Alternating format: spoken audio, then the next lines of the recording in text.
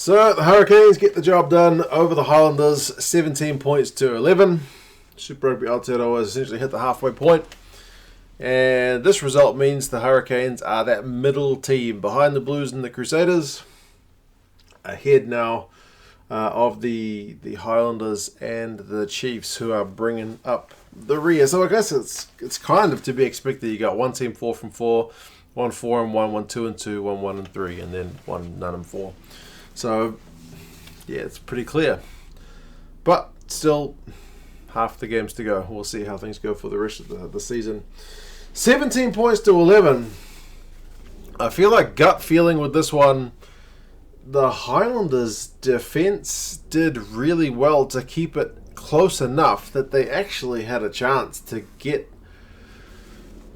a result at the end. It seems hard to believe when you look at some of these numbers. And as a Hurricanes fan, if you're a Hurricanes fan, you might be, I guess, scratching your head a little bit as to why your team couldn't take the game a bit more away from the Highlanders, because at one point it really did look like the Highlanders were dead and buried, but that doesn't really seem to be a thing anymore.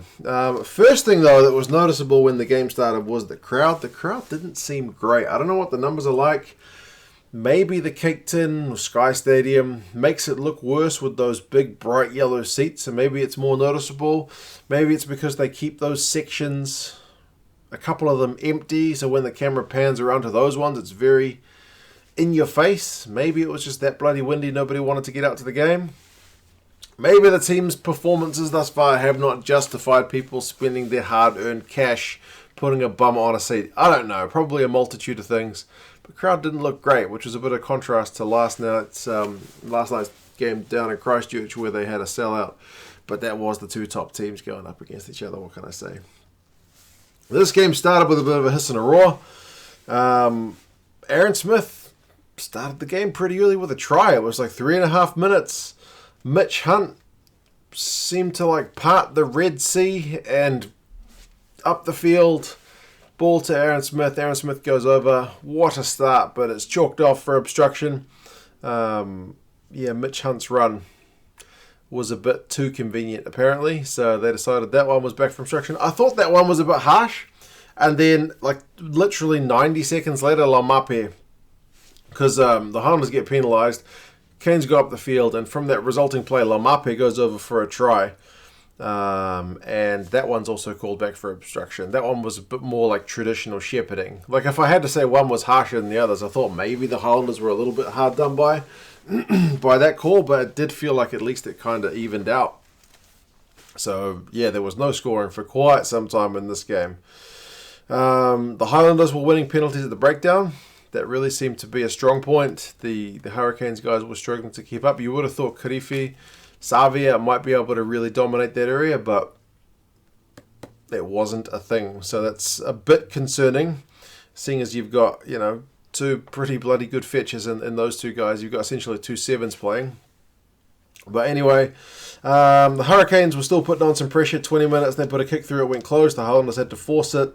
There were a lot of half chances, a few knock-ons. Some of the lineouts weren't going all that good, especially for the Highlanders. So, yeah, it was a bit messy. A bit messy in the first half of the first half. 28 minutes, though, Perenara finally breaks the deadlock with a move that kind of shows why he is one of Super Rugby's top try scorers. I remember I did a video about Super Rugby stats and which ones were likely to be under threat anytime soon. And try scorers, TJ Perenara, chasing down Folau's record, is one of the ones that I think is genuinely under threat. He just went to the back of a ruck to pick up the ball, as a 9 does.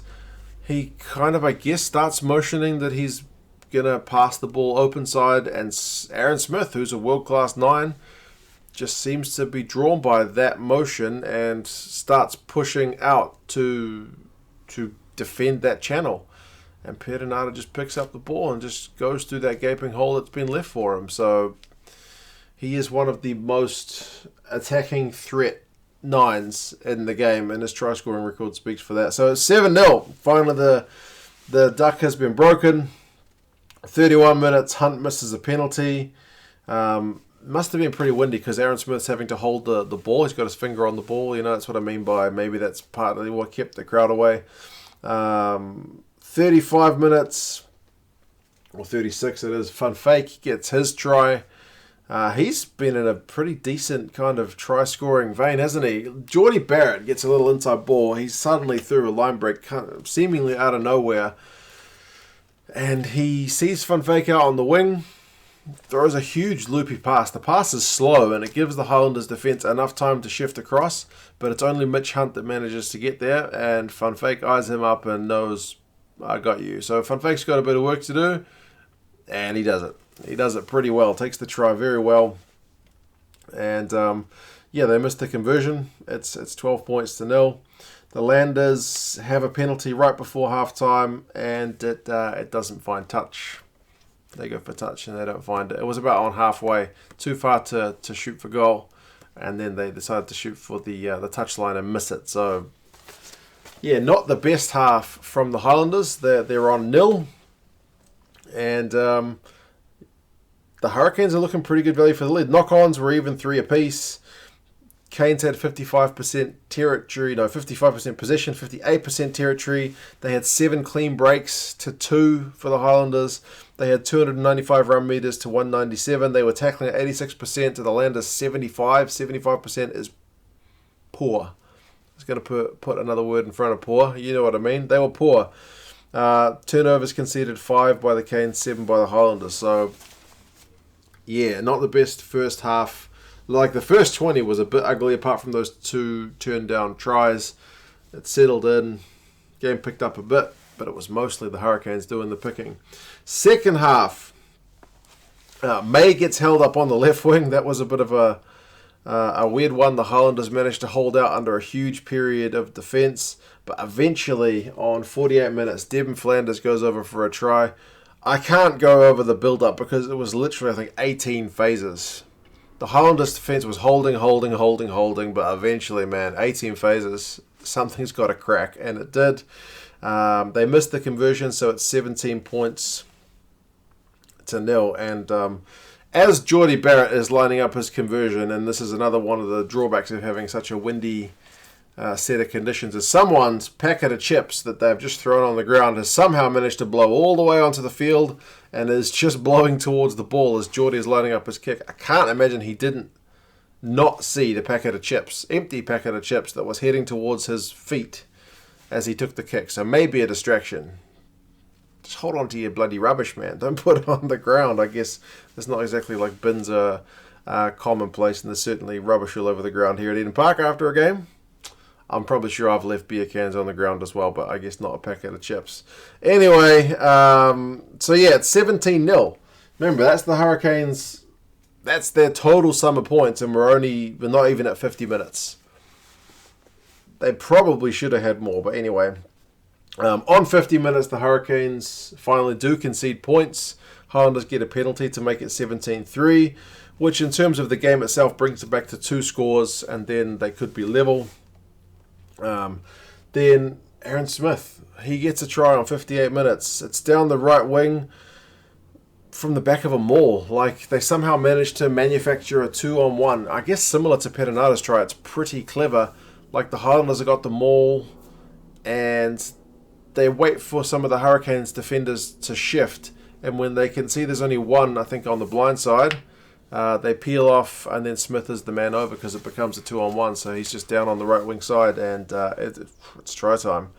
Very, very good stuff. And I must say the Highlanders scrum seem to be getting a lot of pay. They seem to be a wee bit dominant in this game, which was a bit disconcerting for the likes of Tyrell Lomax. But anyway.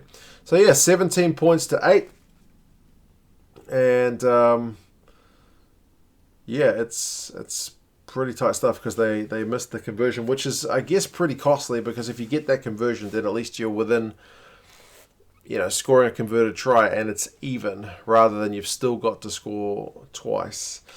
66 minutes, the Hurricanes blow a try. It's a pretty bad one. And for all the talk about Geordie Barrett last week with that mega penalty of his and being one of the stars of the show, he had a bit of a Well, he had a couple of howlers, which he's kind of known for. At least he gets a lot of stick for it here in New Zealand. A few phases earlier, he's dropped a pretty basic pass, seemingly straight to him. He spills it straight forward. And then in the next set of play, the Hurricanes are attacking. And Flanders passes it to Fun Fake. And he has to kind of, if I remember rightly, he shoots an offload out. Or does he pass it? I can't remember, but it's a bit of a bullet. I don't know how he passed it that hard. And sure enough, he passed it straight into Geordie Barrett's schnoz. So, bam, it hits him in the face. Rather than going to his chest or to his hands, he can't catch it. He looks frazzled, and it was a try for all money if he takes that ball. I mean, sure enough, nobody likes getting the ball chucked at your face. The pass could have been a bit better, but I guess he probably could have caught it still. Bounced off his face. Anyway, so, yeah, definitely a blown chance for the Hurricanes. With about a minute to go, the Highlanders kick a penalty to make it 17 points to 11. So there's time to restart, but they're not able to get anything done. Surprised how long Mitch Hunt took with his kick. Took quite a while for a seemingly straightforward kick. I would have thought he wanted to bang it over to give them as many seconds as possible to maybe get their hands on the ball. But, yep, 17 points to 11 it finishes. So pretty disappointing from a Hurricanes point of view, I guess, because you had your 3 tries to 0.